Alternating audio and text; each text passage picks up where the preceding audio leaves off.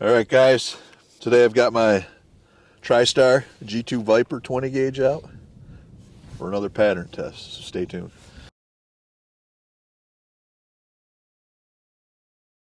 All right, like I said, we got the TriStar 28 gauge, the old G2 Viper out. The Indian Creek Black Diamond Striker, as there's a turkey goblin. This is the 525 constriction. And with this, the old Kinetic Gunwerks is a 2 3/4 inch, a 1 3/8 ounce of number 9 shot going 1,150 feet per second. I don't know if we've ever shot any of this, have we? All right, before we get to the pattern test, all right, for those of you guys that care now, we've got the old Wheeler trigger gauge. So this is a clear firearm as usual. All right, we almost did it today with a slug. All right, well, here we go. We'll do the. Let me clear this. Yes. All right, we'll do the first pull here. And make sure you hit enter after so we can get the average. Yeah. We got 4 pound, 1.9 ounce for the first pull. So it is a little inconsistent over the 4 that you've had, but it's still, I mean, it's all right in 4. That's perfect for me. But everyone's got their own preference. That one looked heavy. Is it heavy? 3 pounds. Oh, it's not heavy. 15.3 ounces. Okay, so you got 3 pounds, 15.3 ounces, which gives you out of 2 trigger pulls. 4 pounds, 1.9 ounce as your average, which is pretty consistent now across 4 trigger pulls and 2 tests like this. So we're gonna add this to the test. Yeah, that one was 313.5. So okay. I was just curious. So we're gonna add this to our test. We'll do it every time. That way, for those guys that care about that trigger, this information's available to you on all the guns that we test. Like I said, we're always just trying to give you everything you could want in a test, every test. So if there's anything else you'd like us to test, which I can't really think of anything off the top, but let us know in the comments.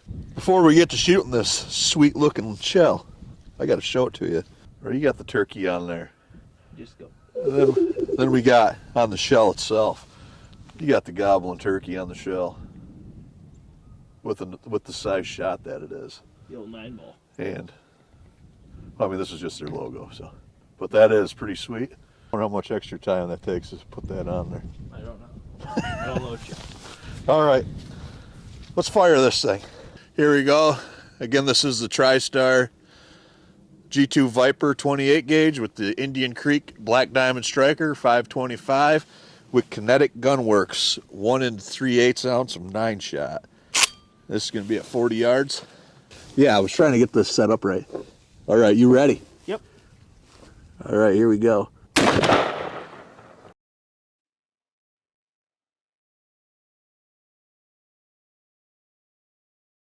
All right, let's go down and we'll check this pattern out, analyze it a little bit, and then we'll get the BCO 12-inch circle on there. What are we looking at? I was looking right on it. Right on the eyeball. No, I was focused on the eyeglasses. All right, let's go down and take a look at this. This was the TriStar G2 Viper 28 gauge, Indian Creek Black Diamond Striker 525 with the Kinetic Gunwerks 1 3/8 ounce of straight 9s at 40 yards. Once again, this is just a quick observation. This, yeah. I mean, let's see here. We got a few flyers down here, down low. We got some up high. It looks like just a wall of shot here. These new BIRCHWOOD cases, we all know already that they are junk. It's what we have left to shoot right now. But, I mean, this guy is dead. There's quite a few in the head here. Quite a few in the spine. I mean, these don't do any justice now, these targets, to what it actually looks like. But let's take this off real quick. We'll put the 12-inch BCO ring on there and see what we've got for a core.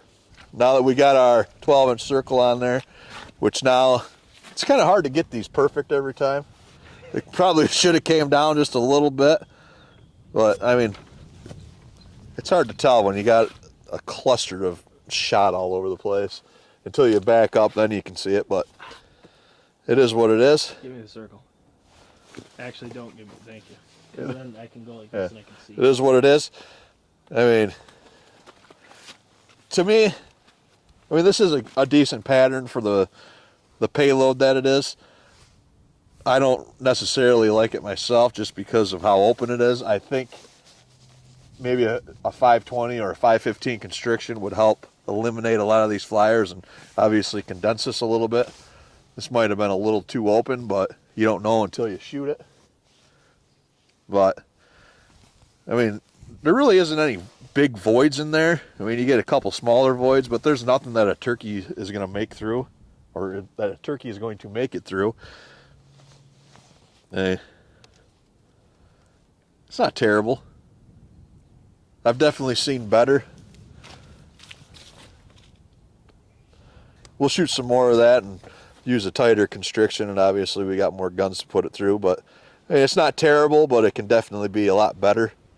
Would that kill you a turkey? Yes. Would I use it? I would not, personally, but I mean, we'll let Jake zoom in there on that circle, and if you'd like to count it, I would just bring that circle down a little bit and collect a few more of these down below instead of the few up top there. Yeah, there's a lot more down below. Yeah. It is what it is. It's hard to... Well, we don't care about the count. No, we don't. We're just doing it for reference. I mean, because to me, you get this 12-inch circle. If you can fill that with shot, that's more than enough leeway for me at 40 yards.